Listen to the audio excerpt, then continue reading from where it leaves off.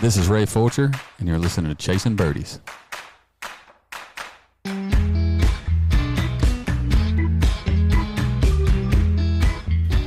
You guys tuning in here today on Chasing Birdies. Welcome back. It's Thursday. It's a great episode. It's a great weekend coming up, bud. It's a great day. What's up? I'm sitting in the Grinch room for a complete good reason. I mean, this last 7 days of betting, oh my God, we're gonna go there out the gate. Tragic. I mean, I'll tell you what. By Sunday, I should have whatever I thought or you thought. We should have just went opposite. Like, have we not learned this yet? No, no. And every Saturday in college football this year, if I look back on totals, it's been a disaster. There hasn't been a week there on There's been Saturday. 1 week where we were hot. It was maybe in August. Okay. Like no black numbers on Saturdays. My number one sport this year in gambling was baseball. Yeah, which like, is can pathetic. baseball just keep continuing throughout the year just so I can get some of this back? Yeah. Like, I'm going to be betting on the world, whatever, USA versus Canada baseball just to get some money back. Well, look, I did tell you, I was going to roll with the Broncos last Sunday afternoon against the Kansas City Chiefs. The Chiefs are always a 4-point favorite. In fact, this weekend, they're playing the Colts. And guess what? On Sunday, the Chiefs opened up as a 4-point favorite. How? Why? What? And sometimes those lines bait you in a little bit, as we all know. But, yeah, you missed the boat on that one. But I feel your pain. I do. I feel your pain. I feel it. I mean, the Pittsburgh Penguins, I take them in Sweden, 1-0 with 55 seconds left. I'm like, oh, this is great, dude. I'm going to finally smack one. Nope. They lose in overtime. 2-1. But I did take them. I had a little credit, boys, for Sunday. $45 credit to win 33. And I won. So I guess I can't say that I didn't win anything. Yeah. Did you forget to turn your light on or something? You're just like sitting in the dark. No, it's because I'm sitting a little further away. I got a new office set up that I got to figure out where it's going to be the right lighting and all that. So I moved the desk, I moved the couch, I moved all this stuff to clean it up a little bit, bud, for this purpose. But very cool. Like I said, I was getting grinchy with it today. I didn't want to even talk to you today. Yeah. I'm so miserable. I understand. Here we are. The show must go on. The show must go on, man. I was just going to say there was some exciting golf topics that happened this past weekend, especially with the DP Tour, where McIlroy claimed the Dubai title again, the race to Dubai title, but he lost. Fitzpatrick won the tournament. McIlroy, I don't know. I was watching some of the highlights. He eagled the last hole to get it to a playoff, and Matty Fitz with the braces and all just took it down, dude. A Bettinardi guy right Skechers. There. The only thing that makes Matty Fitz semi-cool is the Bettinardi. So yeah, that's true. Justin Thomas put out that statement last week where, he's going to miss some stuff because of his back. Tiger Woods undergoes another, God knows what the hell it was on a disc. I mean, I don't understand why we have to disclose that because no one's really banking on him playing anyways. So why are we putting these statements out? Like, did you see the talk about Tiger with the Champions Tour? They're really concerned that the Champions Tour might get more media coverage than the PGA Tour if he plays in that. So that'll be interesting. Which I don't doubt that. It will be really cool to see Tiger in the Champions Tour. Him and John Daly can be cart partners, rolling around in the same cart. Look, anytime Tiger's going to tee it up, obviously I just want to tune in and watch it. But at this point in the game, man, like, I'm not saying he's done. He's not done, but I don't think we need updates every time that, he cuts his toenails and, because there's no relevancy in golf right now. That's the problem. Well, apparently YouTube golfers and all this bullshit that's happening with this stuff is picking up steam. There's cheating going on. Paige Spiranek apparently cheated. I don't know. On who? They said that's that not she surprising. was pushing down the front of the grass. Meanwhile, she told the one guy that you must never play competitive golf. He turned to his partner and said, I've played in 5 U.S. amateurs. Yeah. So, and then the other guy with the rangefinder Little suspicious, dude. I mean, I did see a little thumb movement when he got to the cart. Did he flicked off? Did he flick the slope off when he got back to the cart? And Dave Portnoy was hilarious with it. Ryan Whitney was hilarious with it. So it was fun. And then, of course, what a great outcome with Beef. I mean, the guy tragically passed away, but he ended up winning. And I think he had said if he were to win it, he would donate the money and pay his parents' house off. So hopefully he got to do that before he passed away. It was cool to watch it. God bless him. Cool to see him and how much everybody likes him too. That's the other thing, and how much he respects the game of golf and everybody. So, I guess rest in peace to Beef, and again, I hope he got to do what he wanted to do with those funds.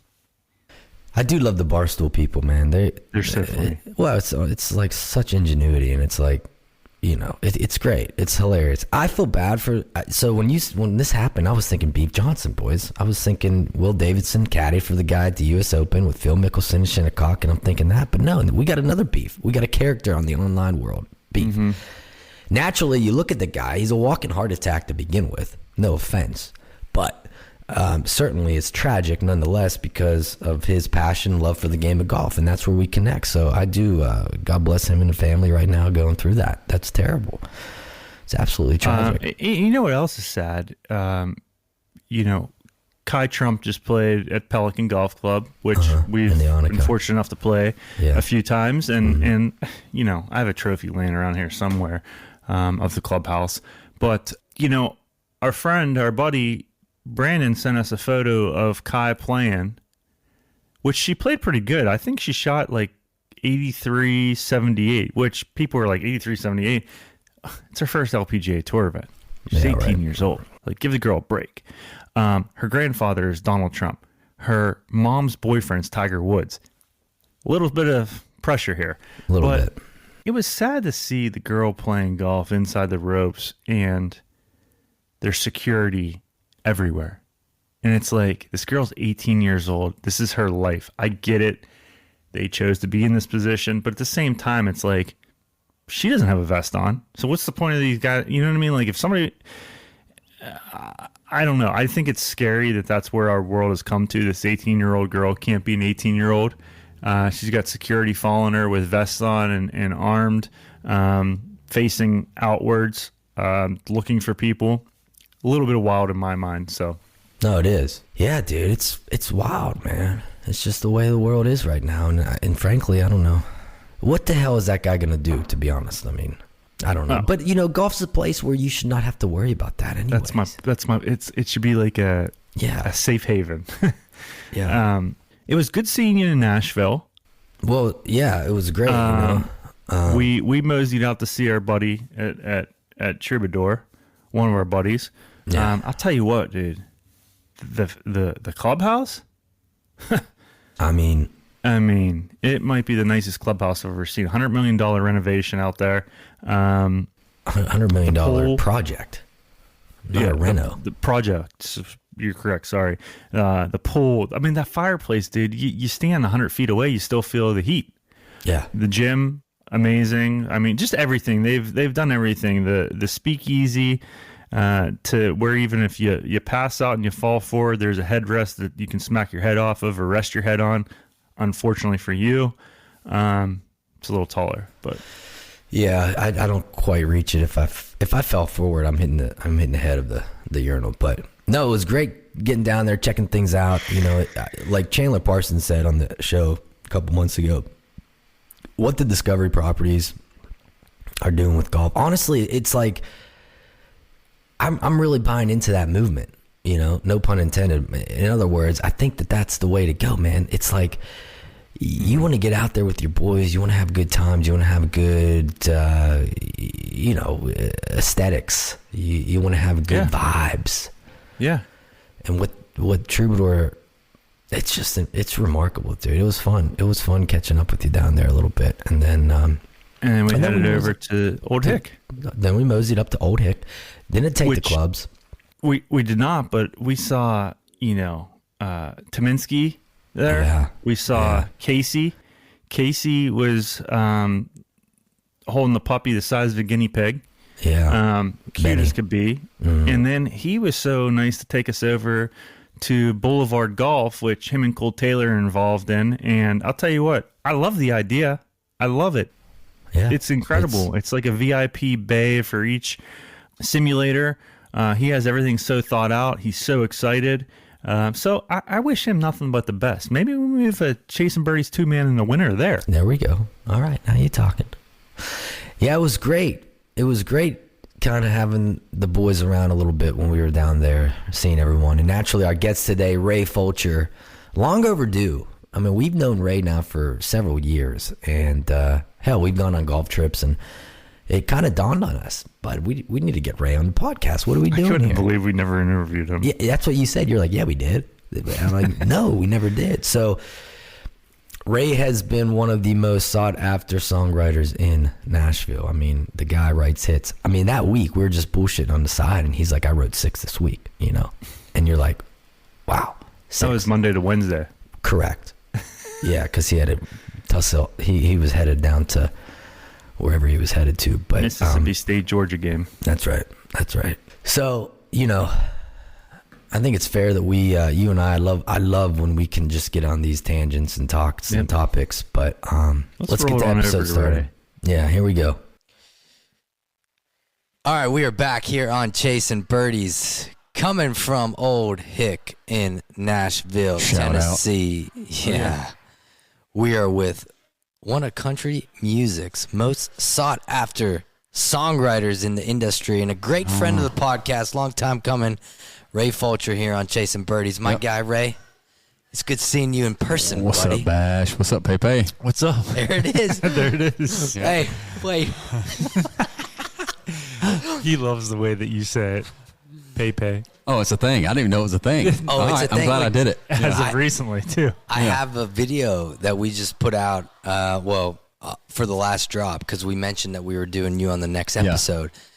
And Pep said, if you care to tell everyone how he says my last name, and I said, Pepe. Pepe. What's up, Pepe? It's the best. You got to go full send.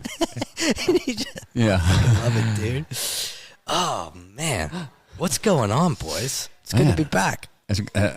I'm happy to see y'all. We're here at Old Hickory, which is cool because it's at my home course, and you know we spend a lot of time together on golf courses. So it's only fitting that we're at a golf course doing it. Yeah. Well, I mean, like I told him, like when we first actually met, and it was just I was with Thomas Archer, and I met you, and it was at Troubadour. But you've played golf with Bash, but you and I have you Sage guys have Valley, Troubadour. I mean, we've done some cool shit. We didn't know what door we were unlocking that day. Yeah, you know, life comes at you fast. The next thing you know, we played a bunch of rounds. member guest in Emicolin. Yeah. Oh yeah. Wait, when you talk about not knowing what door you were unlocking, was that at Troubadour or was that at Sage Valley? Well, like we didn't know. Well, Sage didn't even know we were coming, to be fair. So Yeah.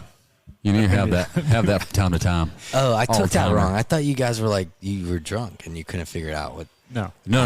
Like a door of life. We didn't know that the friendship we were unlocking that day. Yeah. We the first time I ever met him was at Trube, and I met him on the range, and again, I never drank tequila because I'm just like, you have it in college, and it was shitty, and bad headache. Dude, I was so hammered that day. I was drinking because every 3 holes, these guys, they don't stop. It was Devin Dawson, Mitchell, you, Thomas, and myself. And it's like every 3 holes, dude, I was absolutely buckled. Well, they have those. It's like Troubadour's it feels like it's sponsored by tequila. Yes. And it feels like it's the center of the tequila universe because every hole you're at, Thomas is like, well, there's a cooler there with tequila in it. And we're like, well, there was the last hole too. He's like, yeah, I know, but this one too. And you're like, what? This one's better though. Yeah, this is better. Yeah. I mean, and that's the day you shot 65? Yes. He played out of his mind. Yeah, 65. And Mitchell, at one point, I think I was only 2 under, and Mitchell was like, man, I've never played with anybody who's under par. And I'm like, baby sleeping, dude. You don't ever talk about what people are on the golf course. I know. Don't be doing that. Yeah. So we had a hooting time. You're a little low on the fuel right now. Yeah, the orange cider. Yeah, this is the first blue moon I've had in a long time, but it just something felt right about it tonight. That's the official drink of Summer Ripple, my wife. And we're gonna have transition now into. Well, I got to tell you, I'm not a fan of dark beers. Yeah. I was just about to say we got to transition into dark beers. I don't know if I'm not. drinking coffee. It's great.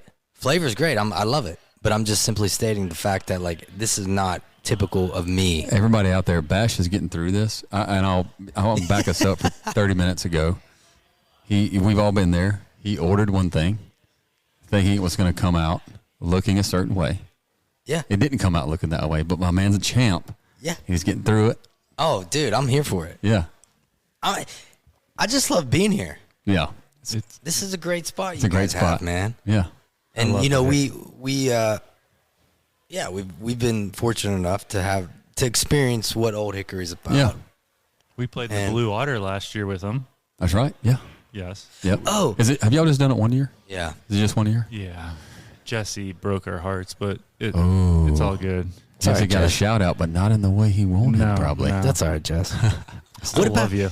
Do you remember the guy that we played with? He was a veterinarian, and he's an Iowa State guy. Dr. Phil. That's what we call him, Dr. Phil. Yeah. Dr. fucking Phil. Dude, Dr. Phil is like, to me, shout out Dr. Phil, one of our buddies from back home. He is like a walking sitcom. Yes. He's like a sitcom character in real life, and I love him so much. I thought about him about a month ago. My pup cut his paw pad, and I don't have a buddy that I just texted. You don't have a Dr. Phil to be like, hey, come meet us on the... Shit, that's the only vet that I know that I could be like, hey, man, what should I do here? Instead of me actually taking the dog to the vet, which I ended up doing, obviously. But how's the paw pad? Healed. Okay. It was a trying. The pup is very active. He's 1. He does not like to sit still. Mm-hmm. So for about a week, I had him with that cone, tough. It was tough, man. Yeah, it was tough, but he's great. So good. Yeah, Dr. Phil. Shout out, Dr. Phil. So Ray Fulcher from Georgia. Yeah. What part? Outside of Augusta, little town called Harlem. Probably 20 miles from not Harlem, Augusta. New York. Yeah, spelled the same. But a lot the buildings are much shorter, and the traffic's way better. So about better. I would say, based on when you told me the story, I would say about 11 years ago you made the transition to Nashville. Yeah. Mm-hmm. And I think, I don't want to put words in your mouth, but it was a rainy night. You were driving your U-Haul and you ran into another guy. Yeah. So I was driving to Nashville, made the decision to move, by myself, didn't really know anybody. Scariest thing I ever did. Stopped in Mont Eagle, Tennessee, to get gas, and there was another guy with a truck and trailer, and I was like, well, if you're going to do this, you can't be afraid of asking stuff now, right? It's like, we got to go full send. And so I was like, might as well start here. So I was like, I wonder, he might be moving to Nashville. So I go and ask the guy. Lo and behold, he is. We exchanged numbers. 3 days later is my birthday. So who am I going to call? The guy I just met at the gas station, because he's the only person I know. That's the guy you would be, right? So I call him, and I'm like, hey, it's my birthday. I know we just met at a gas station. You want to hang out? And he's like, yeah, let's go to Buffalo Wild Wings. So that's what we did. So we're sitting there, and I think we've all had the phone call where either you forgot something or you forgot what day something is, and somebody calls you, and you're like, oh, my gosh. It hits you right in the moment. You're like, oh, Lord. Anyway, he did that, and he stepped away. He's like, hey, man, I got to go. I forgot, I told a buddy to come stay on my couch. He's moving in September, but he's here to record some songs. Need somewhere to stay. I got to go back there. Do you want to come hang out? And I go, well, yeah, I don't know anybody else, so I'll come hang out with y'all. We get there.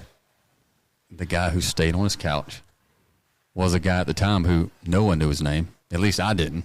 Maybe some users of Vine, if you're early fans. Yeah, I remember Vine. Knew his name, but he goes, I was like, hey, I'm Ray Fulcher. He's like, what's up? I'm Luke Combs. And in 2014, I'm like, just a guy named Luke Combs. And that's the night we met, my third day in Nashville. And our first thing that we kind of hit it off was Eric Church, You're both of your loves for Eric Church. Yes. And I mean that in a, you looked up to him. Heck yeah, man. He was like my biggest inspiration I mean, really, I loved country music growing up, but the only reason that I started wanting to do this was seeing him in concert for the first time in 2006 or 7. Was that at Appalachian State? No, that was in Athens. He came and played at a place in Athens. Yeah. But there's only one university we talk about on this podcast with Ray Fulcher. And Go Dogs. It's University of Georgia. Yeah. Well, but your relationship. But that wasn't a bad assumption because both him and Luke went to, I'm going to stick up for my boy. Come on. We're doing bumps right here. We're doing fist bumps. So you guys, did you hit it off? Like, was it one of those things that you hit off or? Yeah, so we kind of did, right? And it was because of, we just, sometimes you meet people and you go like, man, we're kind of just naturally cut from the same cloth. It was easy to talk. And then we're talking about, we realized we loved the same music. We kind of dug the same songs. So when he moved that September, we just started kind of hanging out as friends. Like he would invite me over to play. In that time, he's not who he. No. This is September 2014. But what about the guy that you met at the gas station? What's he doing? Oh, he's still doing it. If you've heard of John Langston out there. Yeah. I just saw John last week. So he went on to have a good touring career. He's still touring and putting out music and stuff. Yeah. I gotcha. But we, so Luke used to call, like when he moved to town, his first call was not like, hey, let's write songs. It was, hey, I don't know anybody else either. Let's come hang out. He had a apartment over in Hermitage at the time. So I would go over there, and Luke loved Madden, like early on Xbox Madden. But what he loved more than Madden was just beating the hell out of me in Madden. And so he basically would just call me up and be like, you want to play Madden? And I'm like, sure. That means I'm getting my brains beat in. But yeah, I'll come play Madden. And so I would go and hang out. And then from there, we just continued to build rapport and become friends. And he was like, I remember playing Madden one night and we're kind of talking about songs and stuff. And we had this song idea and called our buddy who we had recently met named James McNair. And that was our first, James McNair, friend of the show. Yeah, he's been. So we were like, hey, let's write this song idea together. That was the first song that I wrote with Luke. It's called Beer Can. It was on his very first album. One of the album tracks on that first one. And so from there, it just was like, it just felt so natural, and we just continued to do it to this day. And still are really tight, great friends, but it started kind of just by chance, man. Dude, that's just the way. It's so crazy. This shit works. Yeah. I mean. Yeah, it's magic, right? It's like you can't. And I think here's why that's so relevant, because when people research Ray Fulcher, your link to your hits is Luke Combs. Right. Yeah. So it's not only a testament to your ability to write, because obviously for a guy like him, putting his trust in certain things with you, it not validates, but it just shows your ability to do what you do at the top level. Right. Well, which is chase birdies. Chasing birdies, baby. I'm always chasing. I don't catch them always, but.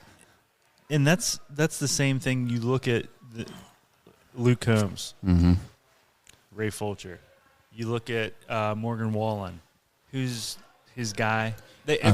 Everybody has a guy that they're like, or a group. It's a group. It's kind of like a 3 or 4 guys that they trust, effort. and they know that like they're gonna get it done. And that's speaks to your relationship, right? And it's like I feel like if Ryan has a problem, I'm willing to gamble 1 or 2 people that he's calling. Yeah, and that's kind of the same thing. Yeah, that like I mean you build trust. I think it all has to do with like trust over time, right? And like that comes from.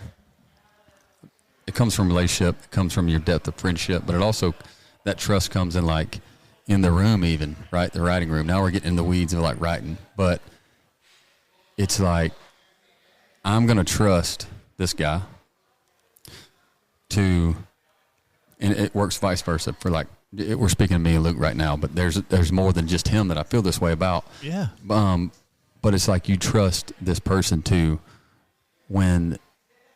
if the line's not right or if the song's not quite there, I trust him to not stop till it's there. Right. And we both kind of like when we can look at each other and be like, dude, that's it. That's it, right? It's like you have that trust in that other person to go like, it just is. And it has to do with instinct. It has to do with like the way you're wired. It has to do with all this stuff. And that's why it's like, it's certain people. Yep. It's not everybody, because everybody's version of what's right may be different. But when you can find that group of people that feel the same way about and have the same standard of what a song should be, there can be magic that happens in that. There's congruency. Yeah. Well, in Thomas Archer, mutual friend, told us a story about when he was writing Keith Whitley. Yeah. And they gave it to Wallen, and Wallen basically was like, he's like, he could have kept it and just changed himself and been a writer on. Yeah. Instead, he said, I know you guys can get it done. Yep. Just fix it. Yeah. You trust him. And that's back to that trust, right? Mm-hmm. Because it's like, all of a sudden now Wallen, who has more money, or Luke has more money than everybody combined, is saying, listen, I want you to do this. I don't want to dip into this pot at all. Yeah. And that's It's trust. It's trust. And that's back to the trusting thing. But it's not. But it's also talent Friendship. too. But it's talent. Well, I mean, Ray obviously has the ability to deliver. Yeah. I mean, it's, what I think too, it's like, it's so, find the people that sort of compliment you, right? And it's like, and sometimes it's this like unspoken thing where it's like, you can't just pull that out of thin air. It's like right. You got to. I was just talking to someone this week about they're new to town, and they were asking me like, what's some advice or whatever you can give, and I told them, I'm still learning every day. If you're not getting better. Right. I'm trying to learn every single day. But one thing I do know is I found out early on, and actually shout out to Cole Taylor. He was the first one to kind of tell me this, because he had been in town about a year before me. He's like, you got to like find your like crew and find your people or whatever. And I'm like, how do you do that? And I realized over time that naturally happens, right? You do your best, you try, you work really hard, and then like you kind of naturally gravitate and find your people that, I don't mean you're not friends with a ton of people, but just kind of like your core group of like songwriters and stuff that sort of get each other. And that happens over time naturally. So, and two things. There's one thing that I didn't come up with this. I heard this on some podcast, and I've been using it with my son with schoolwork. Is there's two people in this world. You're either going to get better at something in the day, or you're going to get worse at something. Oh, yeah. You're never going to stay the same. Never. Which one do you want to do? And that's what I keep like beating into my son's head is, which one do you want to do? Do you want to do your words and get better at them? Yeah. Or do you want to just not do them and you're going to fall by the wayside? Yeah, that's very true, man. And I find that like that hits to him because, my son, he likes nice things. And I'm like, well, how do you get those nice things? Yeah. Ask Dad. Yeah. Just Ask Dad. just my dad will do it. It's Dad, fine. Can you get me this?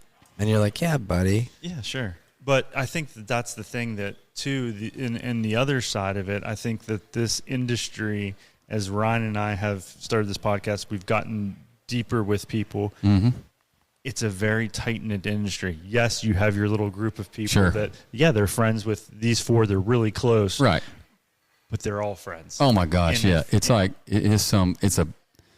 no other way to say it, like a beautiful, it's like the community in this town, and like on Music Row, it's like, again, you have early on, you find those, like you said, 5 to 10 people that you're like super close with, you write a ton, but then you expand from that. And now it's like your crew is so big, and it's like, it is a community of like, I got your back, you got mine. Cause we all go to Music Row every day, and we do something, we try to do something really hard, which is to make something great up out of thin air. And there's that mutual respect that is there where it's like, we're in this thing together.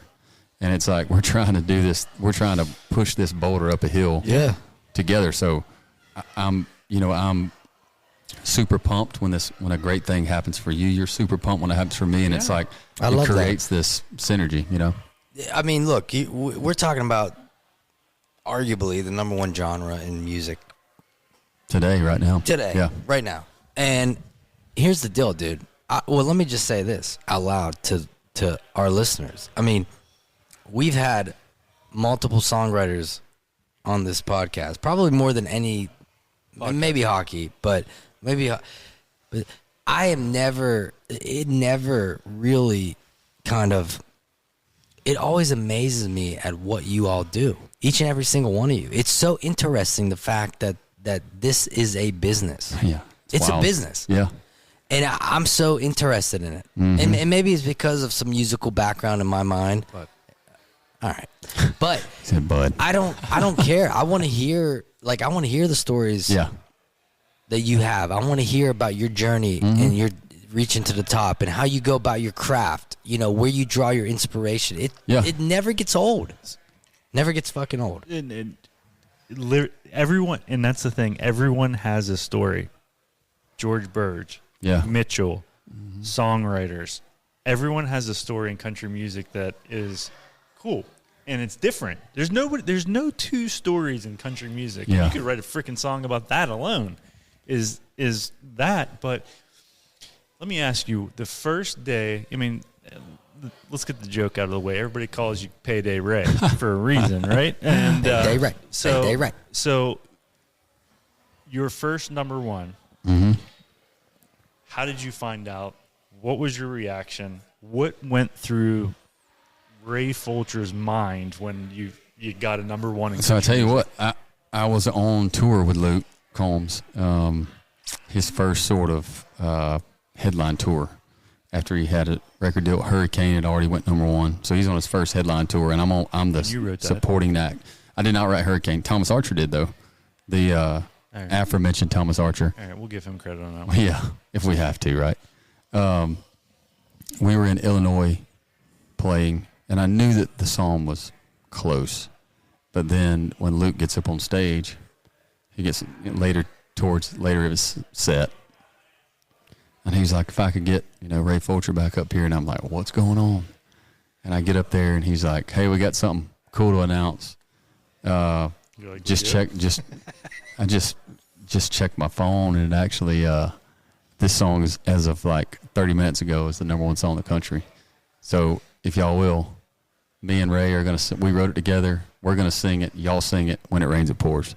And so I was with him when on tour together, we sang it together the night it went number one. So I think that That's speaks so rad. cool, so many volumes about the person, and I've never met him, but this speaks so much about the person that Luke is, that he wants you to be a part of that. Because he could have easily been like, okay, I'm going to announce this. Yeah, he's no, not man, selfish. he's such a, speaking of community, he's that guy, man. He's that guy. this was love. So, okay, Sunday morning, man, she woke up fighting mad. Yeah. All right, that's the opening line to that song. That Yeah. feels like the story of my life. So, was there any It's not variation? just you. Was there any other variation to that opening line? Sunday morning, man, she woke up fighting mad. Man, there was no variation to that line, but I'll tell you, to get to that line, we originally had that idea, and we started it that morning as like a sad song, like literally talking about the rain. Like when it rains, it pours, and I pour whiskey kind of thing. Just very like rip your heart out. And we were like, we tried to start it, and we were so bored. We were like, is there any way to kind of flip this thing on its head and make it, that saying, a positive thing? It was myself, Luke Combs, Jordan Walker. And we're sitting there, 20, 30 minutes trying to figure out how. And Luke picks up a guitar, and he's just kind of strumming. And the next thing that comes out is the first line you hear to this day.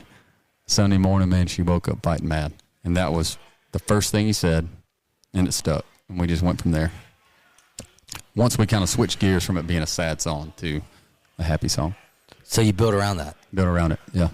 And just created this, like, I just remember us going, well, what if we created this story where instead of it being a bad thing, like we always talk about, well, this happened, so when it rains, it pours. What if it's like this one thing happened and the next 3 weeks are just like the best time of his life? What if we did that? And then we just created this story. It's it's so good. It's so cool. And golf's in it. Golf's in it. Like the par 5 or The which part is it? I two forgot. bud. Par 5.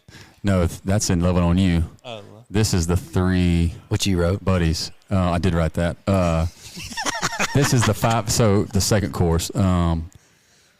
Spent $5 at the Moose Club raffle for a used 4-wheeler and 3 free passes to take me and 2 of my buddies to play a round of golf. So I get asked about that all the time. Why is it only 3 buddies playing golf? Like, why not a foursome? Why didn't they give you a foursome? I go, well, we did this thing that we worked so hard on that day, thinking that everyone would pick up on it. And apparently, because of how many times I've been asked about it, no one picked up on it. But if you notice, we go 5, 4, 3, 2, 1. $5 at the Moose Club raffle for a used 4-wheeler and 3 free passes for me and 2 of my buddies to play a round of golf. So we went 5, 4, 3, 2, 1, and literally no one got it. And it didn't matter, but no one got it. 5, 4, 3, 2, 1. Yeah, 5, 4, 3, 2. Oh, that's what no one got. 5, 4, 3, 2, 1. They didn't realize that in the lyrics we built that in. Built 5, 4, 3, 2, 1 in it. Yeah, I don't know if I did. I'm a member at the Moose Club. Funny enough. Yeah, there's a Moose Club outside my hometown, and that's where we got the Moose Club thing. Yeah. 3 for 2 of past. Dude, that's what I mean, people. See? People. But we thought, man, everyone's going to get the 5, 4, 3, 2, 1. No one got it. No one. So you've done the Luke Combs, which it's so cool because you can tell that you're truly friends. Oh, yeah. We're great buddies. You're going on hunting trips. You're golfing. And his golf video, I think I sent it to you, which you already saw clearly, is that of him breaking his driver, which is hysterical. Gosh. The guy he is a riot to play golf with. It's you amazing. say he hates it, but he loves it. Who's that? Yeah, he absolutely loves it. He's in love with golf. But he hates it. But when you're out there and he makes a bad shot, you think it's the worst day of his life. Yeah, we got a buddy like that. Yeah. And I've been there too. He's out. Once the phone goes. Yeah. He's out. He's out. Yep. It's tough. So you've obviously made a bunch of number ones for Luke Combs. Cody Johnson. Yeah. You just did a little hit there. Yeah, we have Cody's current radio single right now that's doing really well, called The Fall. The Fall, yeah. It's doing real well, which I'm super excited about. I mean, Cody's been someone that I've looked up to for a long time, but also have just been a fan of his music. And so through this process, getting to know him and him cutting a song that we didn't even write together, right? Like, he heard the song and loved it so much. It's like such an honor for a guy like him to cut that or record it. So let me ask you, as a person who's always with Luke and all of that, is there a little bit of you that's a fan that you're kind of like when Cody, because it's almost like Luke's your dude. Yeah. He's just Luke to you. Yeah. He's not this guy. Right. He's your best friend. My buddy. Hey, dude, what's going on? How you doing? How the kids doing? Yeah. When somebody like Cody Johnson's involved, are you kind of like, in your mind, holy shit, like this is pretty sweet? Oh yeah, for sure. And I mean, a pinch me moment, I guess you could say. But here's the deal too, and I've been very, like strict with myself about this too, as to like, even though we are like, me and Luke are so close, it's like I understand how I'm so grateful for the position that I've been in with him, and I'm so thankful, like, even though that we're like so close, it's like, man, I know that some of the things we've gotten to do is so special. And so even any other cuts that I've ever gotten are not any more special. It's just different because maybe not as close with them. Yeah. And so that's a different thing, because it's like just the randomness of it too. Is right? This it's like like a one-night stand? Yeah, it is. Every day at songwriting feels like that. You go in there and you're like, I'm going to pour out my soul for a day. Yeah. And then maybe I'll see you in a couple months. But it's a one-night stand that makes you money, not loses you money. Yeah, you hope. I told somebody today on the phone, it was actually Jesse, I was like, he's like, coming back in from Music Row, and I said, yeah. And he goes, how was it? And I go, man, the song was great, I think. I go, but we're just scratching off lottery tickets every day. We don't know which one's going to work. We don't know which one's going to be the things. Half the time, the ones that we are just dead sure of that are going to work don't. And the ones that we walk out and don't think of for 3 months are the ones we get the call about. Yeah. So there's no rhyme or reason. It's just going in there every day, trying to cook, do your thing, and trying to cook, man. Remind me to tell you a Stirring the lottery. pot. Remind me to tell you a lottery ticket story after this. All right. Any Eric Church, I mean, that's your idol. That's who you looked up to. Any Eric Church songs that anybody would recognize? Yeah, so the Luke and Eric duet, Dust to Me, I wrote that one. I've got a chance to hang out with Eric a few times, and he's been super cool to me, which was like, they always, there's that saying, never meet your heroes kind of thing, right? And so there's always that apprehension of like, I don't want to like hang out with them and that ruin the vibe, the pedestal I put him on, or whatever you want to call it. Whatever my expectations were for Eric, he went above and beyond that. He's been so cool to me, and every time I've hung out with him, and so I can't say enough about that guy. And you talk about not meeting your heroes, and we were on a trip to Grove 23. Yeah, that's a sick Rolex you got on, bud. Thanks, man. I think it's flashing. He has one too. But someone. Damn. I mean, that was a gift. Both of you. Probably for number one. It was a gift it was an end of tour gift for 2021 arena tour that I was on with Luke, and he surprised me with this. That's beautiful. Dude, yeah. I heard the Luke Bryan Rolex story with who was it? Oh my God, I forget who it was. But he gave him a Rolex and he dropped it and the face shattered. Oh no, I hadn't heard this. Yeah, I forget who it was. Somebody just told me this story. Ugh. George told me it.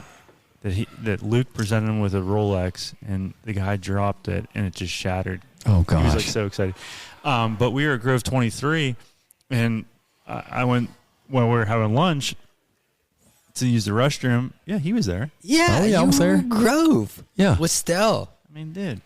That's right. That's what I was saying to you today in the car. I'm like, I was with Ray somewhere. Yeah. Was it Sage Valley? And he's like, no, it wasn't Sage Valley. I was there.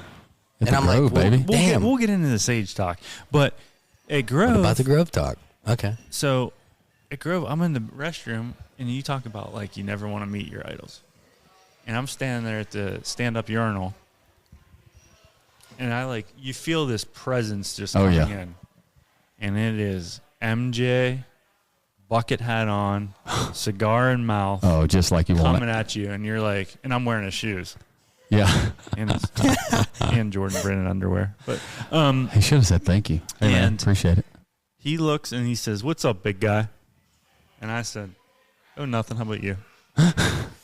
And I'm like, that was your shot. This is what I did. That was your chance. And Gentry, who played in two-man last year, who you met, who's his dude, he's like, "Bud, you'd be surprised how many people couldn't get anything out at that out of their mouth." Like, so it's like what you're saying. But yeah, that was one of the cooler moments. That day was in my incredible. life. That day was incredible. Thank y'all again. Oh, dude. Day. Oh, we're working on another date. Oh, I'm gonna hold you to it. Yeah. Was that not great? That was dude, so it cool. was. It was. Ray was chipping in cowboy boots. It was so awesome. The first night, we're all there. We're figuring out how Stelly's picking up the teams. We're yelling shit out. Yeah. We have no clue what we're doing, but it was. It was absolute. It was just how you would draw it up, right? It's like the weather was great. We played till literally we had we had flashlights out for that last. Carts? Oh yeah. Or that we had with the headlights to see our shots at the end. I mean, took the whole day. It was amazing. I mean, Stell was my partner. He should be probably using a 48-inch driver. He used like a 39-inch driver that round. But no, he used a 45. He should be using a 50. I was playing with Archer in one of the rounds, and we're just bullshitting, riding around. So what are you working on, And he said, well, I got this song that I'm working on with Nate Smith called I Wish I Never Felt. He's like, it's not out. This was in January. When he wasn't even anybody Nate He's at like, that what? time. This is not out yet, but it's going to get cut. So he played it for me. I'm like, damn, dude, that's a good fucking song. Yeah. You know what I mean? And then 6 months later, that song was being played everywhere. Yeah. I'm like, I heard that song in January when it was just you got the away exclusive foul. behind the scenes. I will be honest with you. Those texts are the best texts that you get from George sends you something, Cole sends you something, and you just listen to it and you're like, yeah, this is gonna be sick. And then you hear it on the radio and you're like, I've had like what you said. Yeah, I've heard that for 6 months. Right. It's just I love what you guys do, man. I'm jealous. That was us I just got flashback to 2 cigars, and you were like, so I was gonna get into that. Yeah. All right. So let's get into the 2 cigars. for everybody out there, I like to think myself as a songwriter, and I only get about 4 or 5 words into the song. But I said to Ray, every song needs a start. Yeah, we were member guest partners at Nemacolin, and I said, Ray, somebody needs to come out with a cigar song, dude, like Slow Burn or like time, whatever. What about Hot Ash? Yeah, something. And like that. He didn't say much, and That's I'm like, my that's lady. kind of weird. So he like comes over and he's like, hey man, he's like, I got a song. It's called 2 Cigars. I'm like, no shit. And so then he goes into it. So why don't you talk about your song 2 Cigars, which is, it is deep, it is good, but there is so much meaning to it, and why the 2 Cigars thing. Well, I just remember when you brought that up that day, we already were sort of just like talking about life and stuff, and I was like, at that time the song wasn't out. I think I only just had like a work tape of it. Yeah, you but played I it on was your like, phone. literally, I was like, I have to play this for him, like now. And so the story behind the song for everybody is, I'm from Harlem, Georgia. Went to University of Georgia. I'm a huge Dogs fan, but again, if you are have been around SEC circles, you know that it means the world. It means the world, and you form a lot of bonds through that. And so, a guy that I grew up with, and we're a big group of friends back home. His dad was one that kind of went on the to the games with us together. I grew up with his son. He sang in our church growing up. Its name's Mr. Jamie Newsom, and so Jamie and the crew go up to Indianapolis to watch Georgia play Alabama for the national championship. So it's been January 22 for the 21 season, and literally while they're up there, about 2 hours before kickoff, Jamie passes away in the hotel room, getting ready to go to the game. And that's just a tragedy that happened. But one thing about Jamie is he was a great, great man. But if Georgia won the game, he's going to find someone to smoke a cigar with him. So is that any game? If they win a game, he's going to smoke a cigar. Okay. Yeah. So anyway, and I knew I wanted to write something to honor his memory, but I never could I didn't know what I wanted it to be. And then it just literally hit me one morning, and I was like, that's it. Like it's all tied back into that. And got up, and me and my roommate worked on it, Jordan Rowe. And, it's one of them that it is about Jamie, but as you go through it, it's like really just honoring the people that, because it's sort of about, man, 6 hours later, Georgia's winning a national championship. And he waited so long to see that. And even though he didn't see it here, I have a belief that he saw it, and so, but in that moment, it's like this great thing is happening, but you're missing someone. And so really, I just wanted to write something to, no matter what the person is for you or me or whoever, in any big event in our life, you're missing someone. Like there's that passing thought of like, man, I wish so-and-so was here to see this because they would love this. And I know we all have those people in our life, those memories of people.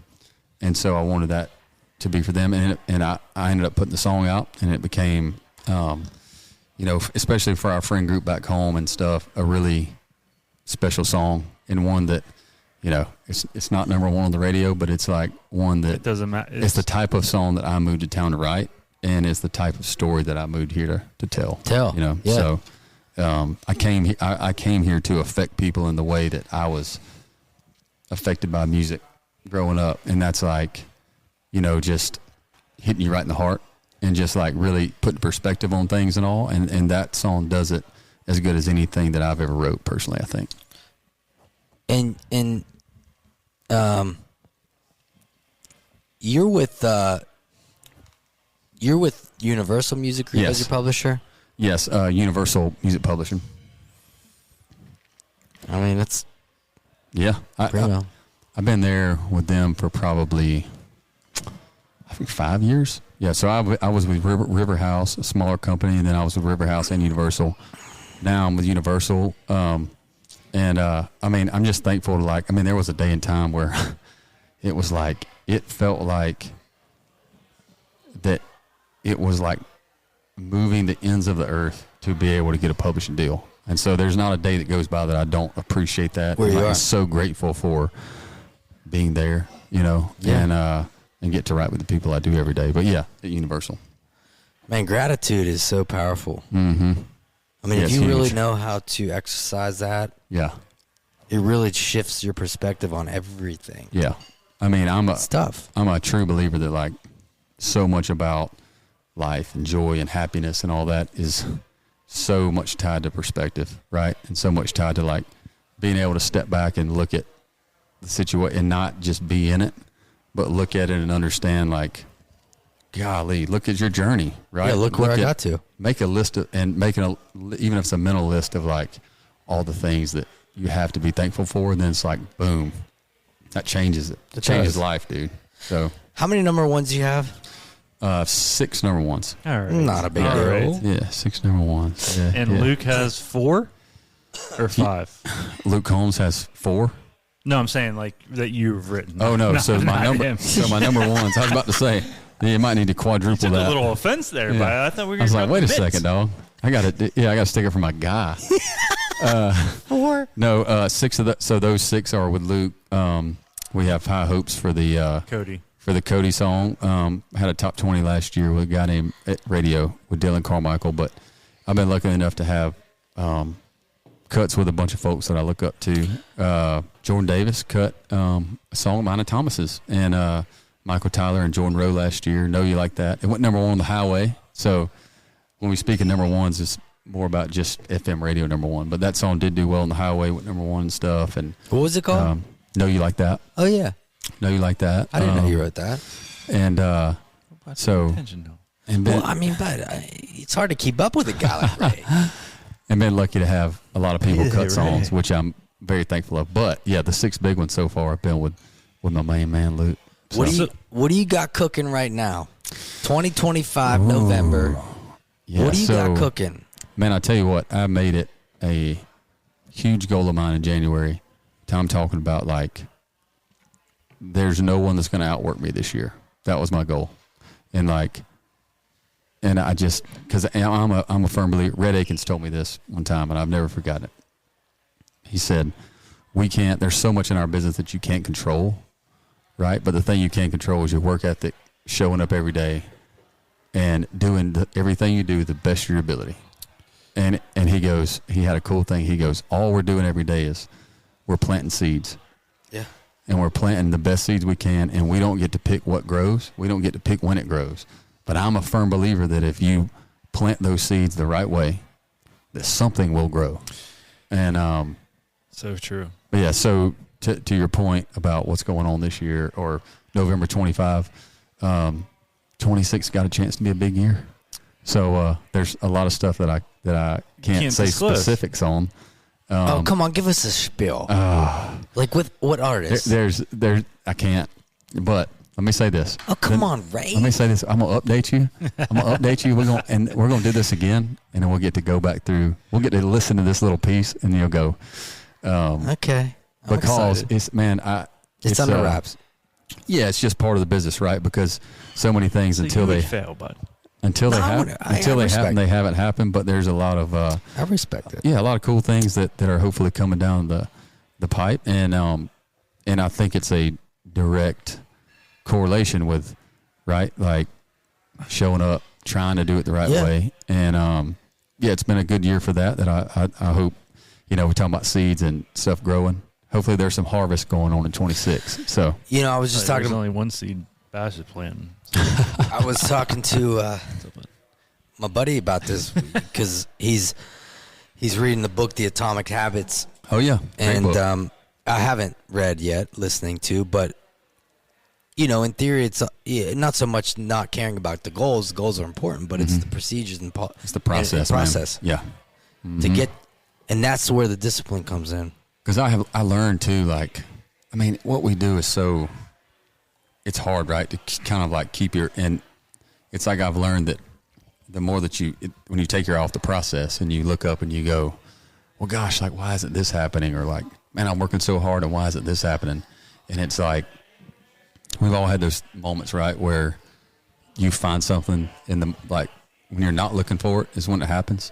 And it's the same thing in in our business too. It's like put your head down, work, and you just have faith that results are going to come.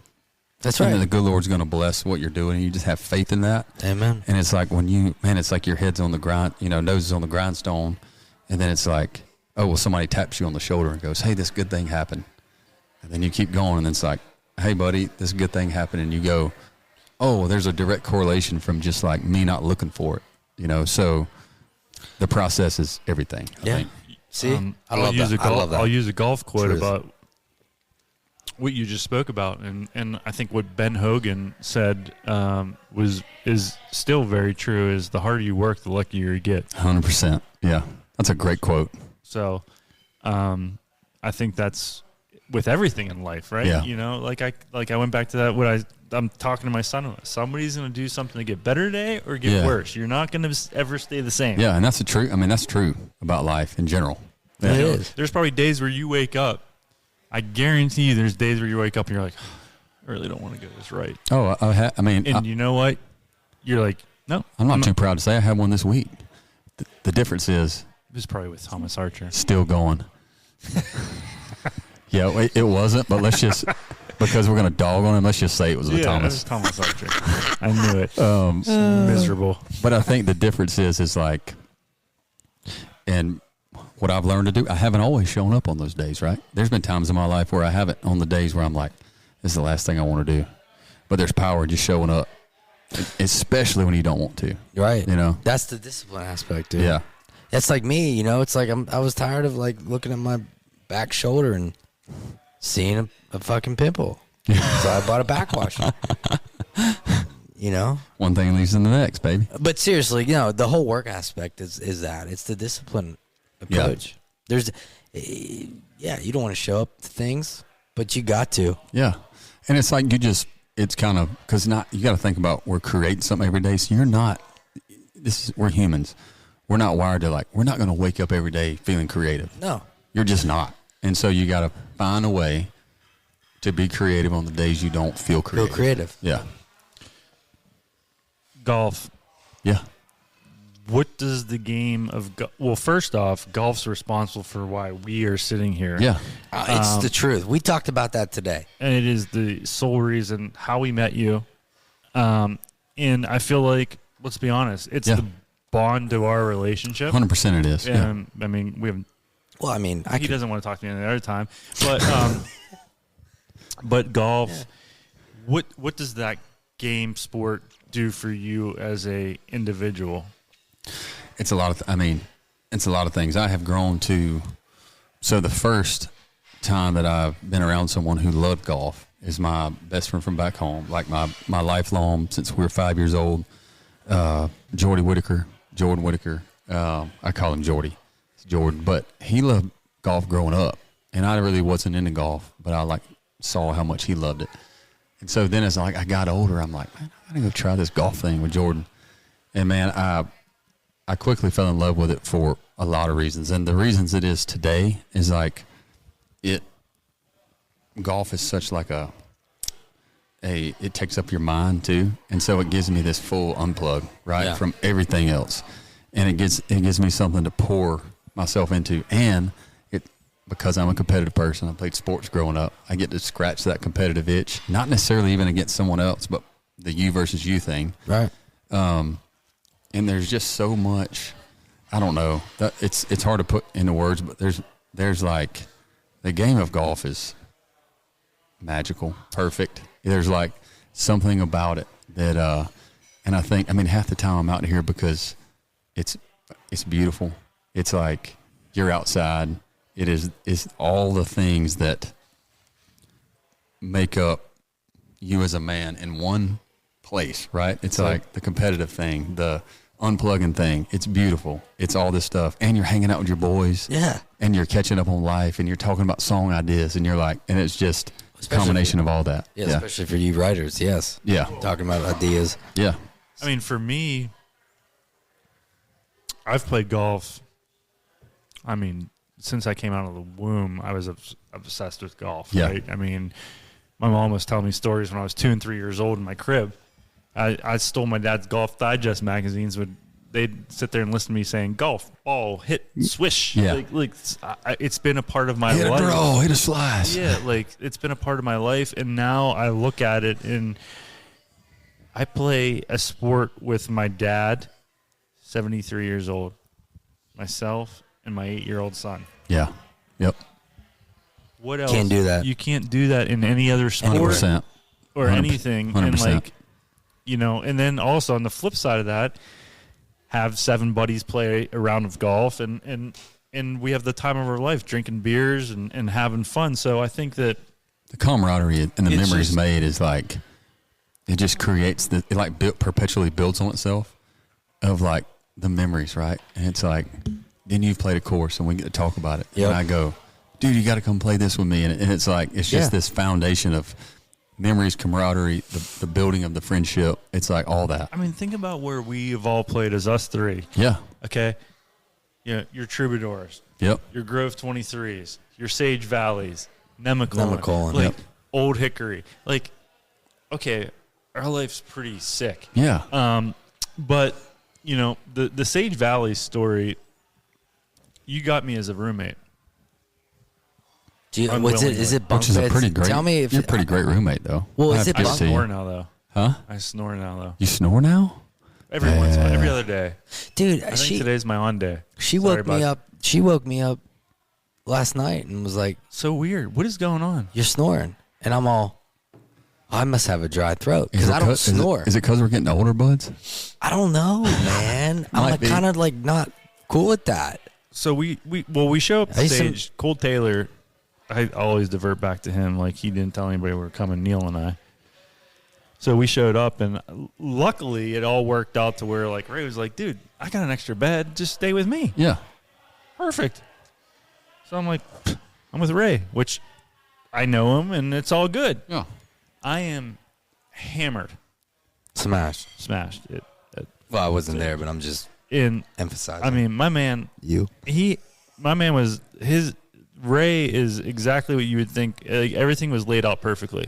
Shoes were lined up. For the next 2 days. Yeah, shoes are lined up. Belts are rolled up. Everything's perfect. I come in like a hurricane, no pun intended, and I don't even know if you were in there. I trip over a cowboy boot. I thought I was face planting right into this dresser, dude. I mean, like, thank God I stuck didn't my see hand. it. You told me about it. God. Yeah. So then I'm sitting there the next morning. I'm like, oh, my God, dude, this is terrible. We got to play golf today. Like, I don't even want to play golf. He's like, go in the shower. I'm like, why? Because I didn't experience this yet. Yeah. And he's like, just go in the shower. I'm like, okay. Turn it on. Dude, It's unbelievable. this is so weird to talk about, but the single greatest showers in all of America. Stupid. I'll stand by that. I'll Hands stand down. by it. Hands down. This thing brought me back to life. I was in there in the hot water, and then I flipped it to cold to really wake get the up. cold. Yeah. And dude, it was like, I'm like, It's the best Let's go. water pressure in the continental United States. It Yes. has to be. yes. They don't pass code. Oh, that's what everyone says anyways. There's just no way. But it's It is so like dope. our other buddy Tyler Reeve knows how many buckets come out of the second. Yeah, he does. He I knows mean, he knows all the everything. trivia. Yeah. Like how many pine needles are laying on the golf course. But it's just like, dude, Well, so this all started from a random day. Yeah. Oh, And yeah. I know that I could text you and be like, hey, you want to go golf here? Or you want to Yeah. or if you need anything, you're going to Pinehurst in a couple weeks. Yep. You need anything, just let me know, dude. 100%. I mean, I got Pinehurst on the lawn. Remember for that you. day that it was like, something happened with my laundry. I was on a radio tour or something, and I was going to be close to Pinehurst. Yeah. And I was like, hey, dude, I Blair. have to do laundry. Yeah. Blair. Like, I have to do laundry. And he was like, dude, I got you, bro. You're good. Yeah. And it's like, yeah. And all because it started with golf. yes. Yeah. Drunk. and now we're family. Now we're fam. So I got a good one that Pep's gonna remember when I start to tell this story. Yeah. Well, just because there's a link to you in some respect. Well, kind of, but yeah, there is. But we're at Sage Valley in May, and I randomly hosted a guy at Pikewood National, where I'm a member in Morgantown, and he and I hit it off. Great, one of my favorite humans, Taylor Kinney. and he plays on Chicago Fire, Severide. So we're going to Sage Valley. Pepe sets this trip up in May, so we're like, let's get TK to go. TK's with Chris chill, Collins. Dude. Oh, yeah. Chris Collins. Okay, yeah. So TK rolls down, and this was for Chris's son's event in Savannah. Or where were we? I know where you're going with this. Yeah, we were in Augusta. Was at the Marriott. We're in Augusta at the Marriott. Dude, we got story. we have to leave Sage Valley to go to this event, which is fine, totally cool. So I'm like, TK's getting dressed, and we got to leave at like 6:30, and Pep's frantically walking around like, we gotta go. And I'm like, all right, man, what do you want me to do? I can't tell the guy to like, whatever. So hey, bud, hurry up. So I'm like, yo, we gotta leave in like 15. Okay, cool. So TK has no idea where the fuck we're going. Neither do we. We don't know where we're going. We don't know what we're going into. We're going into this a charity event. And it was, when I got there, I'm like, holy hell. Dude, there's cop cars, fire, all this stuff, right? It was awesome for his son. But the auctioneer, as soon as we walked in, the auctioneer comes up to Taylor. Bang. And he's like, man, you're one of my favorite characters on TV. The show's on NBC. And every woman. Oh, I can't imagine. 100 women came over and take a photo. So anyways, go ahead. So I'm like, oh my God. Like Taylor is probably going like, what the hell did you guys bring me to? Because I'm getting bombarded wore out by people. Yeah. And the auctioneer's up there. He's like, hey, man, I'm going to be auctioning off a fire cap tonight. Fire cap, a helmet. A helmet, whatever. Fire cap. And he's like, I want you to come up when I do it, and whatever. And TK was great. He's like, sure, whatever. So we're sitting around there. We're at this table. It's me, Pep, Vinny Trocheck, and TK, B-Cats. And I don't know who else was there. Mike Oates. And the guy comes up finally to TK to get him to come up. So he goes up in front of all these people, and the women are going nuts. They're going nuts. Like Elvis back in the day. Oh, dude. And he gives TK the mic to talk. And now I'm like, I'm kind of like, oh my, I'm feeling awkward. Because I'm like, number one, I didn't like preface this was ever going to happen. Because I didn't know it was going to happen. Yeah. But number two, I'm thinking to myself, this guy's never going to want to come on a golf trip with us again because we're going to, I brought him to this event. And so TK bids on this boot that was auctioned off as a worn Luke Combs boot on tour. Best part of the story. So TK gets it. He's like, Pep, let's get whatever. So he gets this boot. And he didn't, it was a sign. He thought it was... What? He thought it was Sean Combs. That's the best part of the story. He thought it was Sean Combs. Sean Puffy Combs? Yes. That's why. So he bid on it because he's like, oh, it's Sean Combs. P. Diddy. So he bid on it, and whenever he won it, they're like, congratulations on Luke Combs. And he brings it back laughing. He goes, I thought it was Sean Combs. So we have this boot. So he gave Pep the boot. He said, this is our trophy for our future golf trips. I don't know how we're going to utilize it. Yeah, this was just it's changed. You usually don't know about what's happening with it. Well, I don't. Tell me. So, and this is funny. So at the end of hockey games, they give players like in that locker room. So the Nashville Predators will be like, all right, they have a catfish, and they're like, hey, all right, oh yeah, hey boys, you played good today. Here's your player of the game, and the teammate hands it off from the day before who was the player of the game. Well, I'm in a group text with Trocheck and TK, and we're talking about when we're going in December to see TK and go to dinner with Vince. And Vince said, who has the boot? And I said, well, I still have the boot. And he said, you need to bring it. He said, we need some luck to change around here. We want to use it as the player of the game. Oh, wow. So this Luke Combs boot. Oh, so it's going to New York. So it's going to be in the Rangers locker room. Wow. So it's no longer. That's pretty dope. It's pretty awesome. We just need that back though, because Sean Combs. You give it on loan. Yeah, you give it on loan. It's not a forever thing, right? No.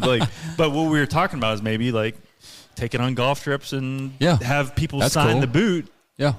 And so But the fact that he thought it was Sean Combs. It's hilarious. Dude, that is an all-timer. Hilarious. Like, Dude, so funny. First of all, that they're going to call him Sean Combs and not all the other things. Puff Daddy, P. Diddy. Like a million other things. God, that is so Puffy. funny. So. I didn't know that. Wow. Yeah. He literally, because that's why he was laughing so hard. He's like, I thought it was from Sean Combs. Unbelievable. Now, the question is whether or not it's a legitimate boot that Luke wore. I think he donated it. Yeah, I could have. Yeah, I think at one time. to what's his name? Son Davis? Football at Texas A&M. Punter. Oh, I'll tell you. I don't know. it could have. It may not have. There's probably some more. Kip's son. Davis. Yeah. Yeah, Davis. Yeah. Oh, I forgot he kicked at Texas A&M. I was thinking about East Carolina the whole time. When Johnny Manziel was there. I was thinking about East Carolina the whole Texas time. A&M's one of the top 4, sniffing around. Oh yeah, they're doing real good. So you worked for the old Bulldogs. I did. I was a manager and student assistant for. Then I was a grad assistant. Were you rubbing the balls down or what? Oh no. Balls. It's trainer stuff. That's trainer stuff. Well, you got to rub the balls down, dude. Brand new balls. They got to like. Did you ever watch the process of how they rub those down? No, actually, It's if like, we're talking about the footballs, then I actually did do that. That was part of my because I worked with the quarterbacks. You did? Oh yeah. Who was your quarterback then? It was my first year was David Green. Then it was DJ Shockley, and then it was Matt Stafford. No shit, Stafford. Yeah. And then when I was kind of on the way out was when Aaron Murray was coming in. Wait, we had him on the podcast. Aaron Murray, but Stafford, his wife's like flying off the handle. Why? Is she the one with the podcast? Yes. I don't know. Yeah, Yes. she's like flying off the handle that she like. While she was dating Stafford in college, she took an advance I at heard about Murray that. or some shit. Well, like, yeah, I don't know who the other party was, but she did. She said something about that. yeah, And it's I heard about it, and I was how would like, you be bringing this up right now? Yeah. Like, my God. And he's the Rams are playing great ball. That's pretty cool. I didn't know that, Ray. You didn't know that? No, he rubbed balls? I didn't know that. The footballs. So you have to. We're gonna get in the weeds and footballs now. All right. So what's the process Here's of the deal. rubbing a football down? So when you like game balls, right? So brand new footballs, all these colleges, they get tons of brand new And footballs. Georgia gets more than anybody. Tons of brand new footballs to start the year. But a brand new football is so you can't throw that thing. It's so waxy and stuff. So the game balls start out as like the balls that kickers are like practicing with every day. So they're getting like broke in. And then from that they go to like practice balls.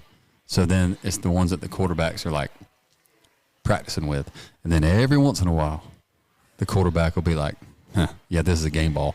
So by the time they get to be a game ball, they're like super, super, super broke in. Broke in. It's slick, right? No, it's not slick. It's like it actually has tact on it, right? Because they're super slick when they just come out of the box. And so probably, at least I did, everybody assumes that like the game balls are brand new balls. They're not. They're the ones that have been through the ringer and have come out and are just like the perfect feel for the quarterback. The quarterback's the one that decides the game balls. Yeah. And so there's a bag of like, there's like probably, I remember when I was doing it, because I was working with the quarterbacks, that was it's funny you bring that up, one of my responsibilities was game balls.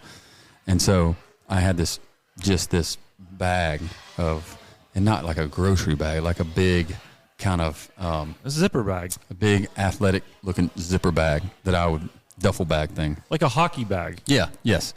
That I would have the game balls in. And I had more than most people would have because I would just accumulate them because Stafford would always be like, and he would be good about it. Stafford would be like, this is one. And I'd just put that up. We wouldn't even practice with it anymore. I put it up. So I had an accumulation of 10 or 12. You don't really need more than 6 for a game. But then we play Kentucky at Kentucky. No. And back then, Kentucky had not a problem, they had a tradition, you say, of every extra point and every field goal, that ball is getting tossed to the top of the stadium and getting thrown out. And so we played at Kentucky, and because I had those 10 or 12 game balls, because I had the 10 or 12 game balls, it saved my ass because we scored 40 on them or whatever. and they threw Easy. They threw 5 or 6 out of the stadium. So actually the fans, it's like the student section just gets it and they're like throwing And they it out. toss it up. That's hilarious. Up to the very top, and then it goes out of the stadium. That happened at Kentucky, and I remember going, I always thought I was crazy for being that neurotic for having this many game balls. It saved you. Thank God I did, because it saved me. Did they say something to you? Huh? No, nobody cares. So they just expect it to be there, right? SEC ball. My sister played college golf in Kentucky, and from '98 to 2002. Well, her official visit to UK was for the Tim Couch Peyton Manning game at UK. Oh wow, pretty sick. That's awesome. That's pretty sick. That's memory, awesome. So, dude, I haven't talked about game balls in 15 years. So how long does it take? Like you sand it down, then you oil it. Well, they have these little pads that I don't even know what's on the pad. I don't even remember, but you kind of you start kind of with this pad, and it kind of helps build that tact, right? So you even do that before the kickers get it? You can do that at the beginning, but then you definitely do it once it becomes like a game ball. You kind of just kind of rub it down. It's not like it's just basically to make sure that leather is you can grip it so it don't get too slick or whatever. And then so before every game though, the officials take those game balls and they go through them and make sure that everyone is to regulation. So this inflated to the right amount, that it doesn't have like that tact on it or whatever. So the Patriots didn't get a hold of it, like deflated. Yeah, see, I got to know more about that, because is that something? Can you toy with that a little bit? The pounds and all that, or no? I mean, maybe there's people that do. I didn't have the cojones to do that. I ain't messing with that. Hell no. You're just doing your job. Just doing so once the referees, the officials got done with that bag, I was not you weren't privy to I that. ain't messing with them. So I ain't saying other people hadn't. I don't know that. I don't know that, but I never did.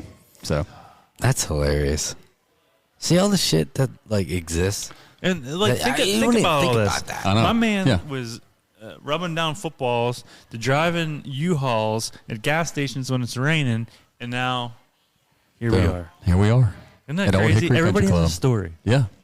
A story. And that's what, going back to what you were saying earlier, I think in kind of what we do, not just in the music business, but in life, it's like there really is no blueprint, right? It's like there's not a blueprint. It's not like you do this, you do that, you do this, you do that, and this is the outcome.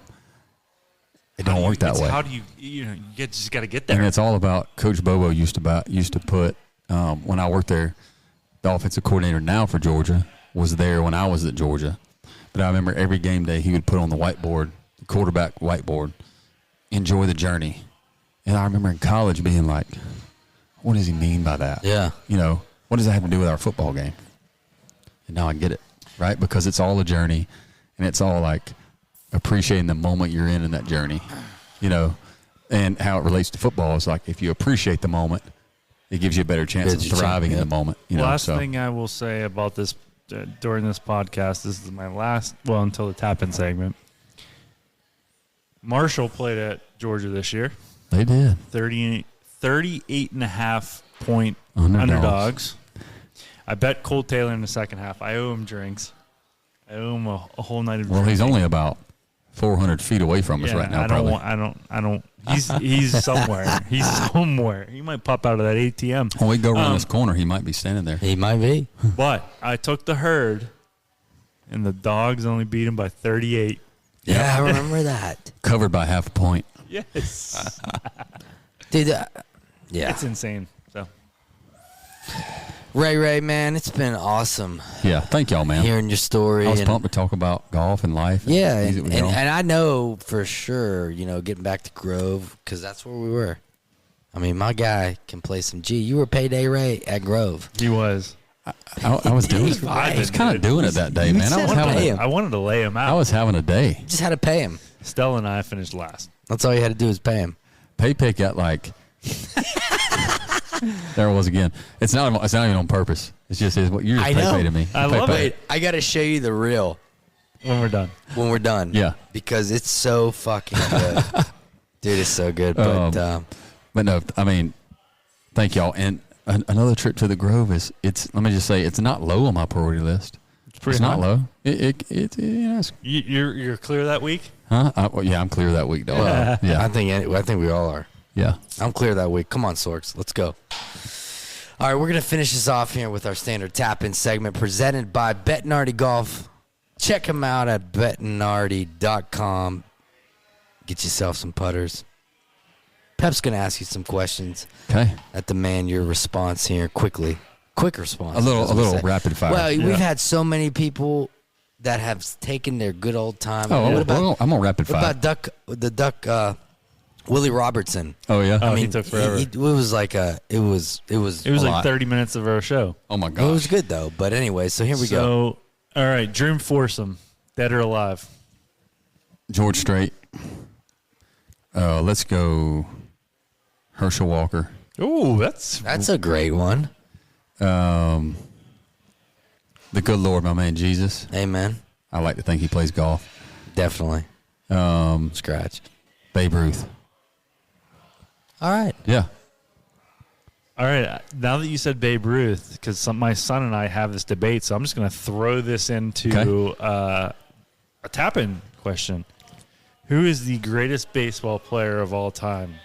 Babe Ruth, Shohei Ohtani. Oh, it's Babe Ruth. The reason I say that is because when you look at let me say this: Shohei Ohtani, what he has done is indescribable. 10 strikeouts, 3 home runs in one game. Yeah, it's indescribable in today's game. That's crazy. But when you look at what's crazier, you want to get crazier than that. Look at Babe Ruth's stats and what everyone else was doing at that time. The only guy crazier than him was Babe Ruth. You have to take the time that he was playing into account, and when you do that, I think the only guy crazier than Ohtani is Babe Ruth. All right, most memorable concert. My first one, or the first Eric Church one in 2006 or 7. What gave me this dream was first time I saw Eric Church. He sends his band off stage. I'll never forget it. Plays a song off his first record, but just by himself, called Lightning. And a light bulb went off for me, and I remember going, I don't know what he's doing, but I have to do that. Like, I have to make people feel like I feel right now. Ooh. And that was it for me. That was it. That's a moment. That was a moment. And so for that reason, it'll my most memorable concert. That's really cool. That's deep. All right. And most memorable gift you have received. Oh, my gosh. Oh, my Lord. Because all these guys give songs that you write songs for. You hit a number one, they give you a gift. What's the most memorable one that you're like, wow? Man, since we're going rapid fire, and we've already kind of touched on it, this thing on my wrist is something that I never dreamed I would have. Like two-tone Rolex, yeah, two-tone Submariner. I go in Luke's dressing room in late 2021, and he goes, I got something for you. I appreciate your friendship. I appreciate all the things we've done together. And I appreciate you being on this tour. And then he pulls out a Rolex box and gives it to me. That's sick. That's sick. Yeah. And so, just all the things that he said encompasses, just, again, touching on what you were saying, what kind of guy he is. Yeah. And when I wear this, I remember that not just him, but also just like the people that have supported me along the way. It's like a symbol of all that to me. So, all right, last question. What are you chasing? Oh, man. And don't say birdies, because that's what everybody Do people thinks. say that? Yeah, that's what people think we want them to say. And I give him a high five. See, give me credit, because I saw past it. I was like, well, I can't. We want to know what you're chasing in life. Joy. Let me say this. There's a difference in happiness and joy. Happiness is like if this happens, then I'll be happy. I don't want that. I want every day to find joy in the journey, what's coming, the bad stuff, the good stuff, find stuff to learn in the bad stuff, really be able to soak in the good. And I think in all that is what the definition of actual joy is. And so that's what I'm chasing. Yeah. I love it. Ray Fulcher, our dude. That's good. I like that perspective. Our dude. Ray Fulcher. Hey, thank y'all. Appreciate y'all, boys. Thank you. Love y'all, man. Yeah, love you too. And best of luck in 26. Thank I can't you. wait to talk about the shit that we couldn't talk about today. Yeah. Yeah. Like, oh, so that was a song you're working on. Hey, It's all I'm number doing one. is I'm just setting us up for the next pod. Yeah. Come on. You're not taking it. We're doing it. Thank y'all, boys. Thank you. Man, I always love seeing my man Payday Ray. Pay. And he didn't know that he did it, and whenever he did it in the interview, it was hysterical because it's an ongoing joke with me, you, and Oates of how he says it, and it is hysterical that he did it right then and there. But you talk about taking a chance and working hard, and I think I said it in the interview, the harder you work, the luckier you get, and that might be the truth here. My man's got Luke Combs, Eric Church, all the boys, Cody Johnson. I mean, that's their guy, so to speak. Yep. So it's really cool, and it couldn't happen to a better person. That's the thing too, is Ray is one of the nicest individuals I have ever met. He absolutely is, 100%. And that story with him moving to town and meeting the guy at the gas station and then going back to the house with the guy that needs to sleep on the couch and ends up being Luke Combs. I mean, that story can kind of give you chills, you know, especially now that the guy is who he is. But it always amazes me, as I said in that interview, you know, with songwriters and their ability to craft these types of songs that stick and hit, and you know, and country music's on it right now. There's no two ways about it. Yes, it's awesome, man. So Payday Ray, man. Payday we appreciate Ray. you coming on Chasing Birdies. Finally, long time overdue. But I'm sure we'll get to this course at some point. We'll be giving you 10, and you'll shoot 3 under. So that's how it works. That's how it works. Actually, see, he don't get 10. He probably gets like 4. You know, I brought the golf clubs into the office, which are sitting right over there, and I picked up the irons last night. I'm thinking, you know what? I've had these things for about 4.5 years. The grips are worn. And I don't know if I'm just lazy, because I'm like, I should get new grips. But in my mind, I'm like, why get new grips? Just get new irons. There you go. So, So what I you think do? on 2026, the January, February, it's going to be a iron search for me. I mean, the driver, I love the driver. I love the 3-wood, the wedges. I got a little insight from someone higher up at Titleist. There's something new coming out in 2026. Just heard the other day. So we'll be fiddling with some new wedges, and but I'm looking at those Titleist irons, bud. Well, you just gave me an idea, because this would be year 3 with my irons, and frankly, I need to change the grips. But I like my irons though, so I don't know if I'm going to go ahead. I'm the same way. I don't know, but at the same time, it's like I might do it though. I might just get a new set, and who knows? Maybe I'll need 2 sets just to have one. You know. So, yeah, you never know. In case you just want to, if they're just in a travel bag, you don't have to pack the clubs up. They're ready to go.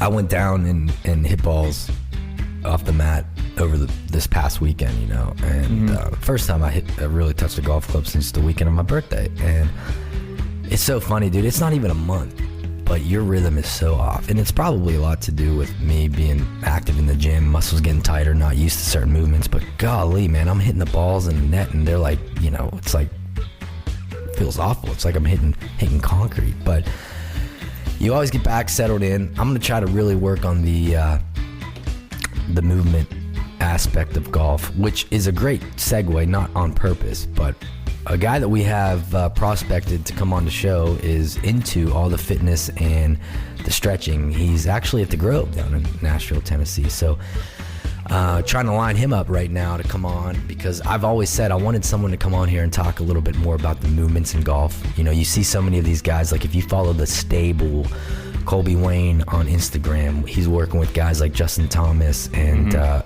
other guys, and the movements that they do is not necessarily what the normal person will do. So it'd be cool to hear that whole thing. You're probably wondering why I have this special little guest right here. I can't Peyton see. Marie. but I want to say happy birthday to her. She turned 6 on Monday. Peyton, happy birthday. Happy birthday, Patty. So, another guest we have is Chris Knott, who is the founder of Peter Millar, and he is now heading up Johnny O. So we have him coming on. It'll be cool to discuss all everything that Johnny O is doing, and the guy literally found Peter Millar. Yeah. So I love it. Things are rolling, dude. Thanksgiving's a week away. Turkey Day is a week away, folks. Turkey Day is a week away, and this little turkey is gonna be 6. And by the way, man, if you guys are looking for a spot, if you people out there don't want to be with family on Thanksgiving, well, then mosey on over at Nemacolin in Farmington, Pennsylvania, and they will have the turkeys done right, the stuffing, the gravy, the mashed potatoes, whatever you need will be at Nemacolin. And beyond Thanksgiving, it's always what you need is at Nemacolin. So check out Nemacolin online at nemacolin.com. Don't say Nemacolin. Nemacolin, 5-star all the way around. Come on up. You guys enjoy it. And we do have a little PGA action this weekend, man. St. Simons Island, Seaside course. I forget the other one. St. Simon's Island. Whatever, The RSM Classic, man, kicking off. And then we got the Hero in December, and then nothing after that. But it was a great one, as always, with you, Pep, today here on Chasing Birdies. Love the listeners. We got listeners right now listening in all countries of the world based upon our mapping, and it's really cool to see that one person, in Asia's downloaded the podcast, so it's great. I love it. Well, without further ado, thank you for tuning in. Make sure you go to Chasing_Birdies. Tap it, like it, love it. That's right. You guys have a great, blessed weekend. Thank you to Allie, Emily, and Evo at Simpler Media for putting this show together here on Chasing Birdies. Jacqueline DiPaterio, Rachel London for all your social media help. You guys have a blessed weekend, and we will catch y'all in 2.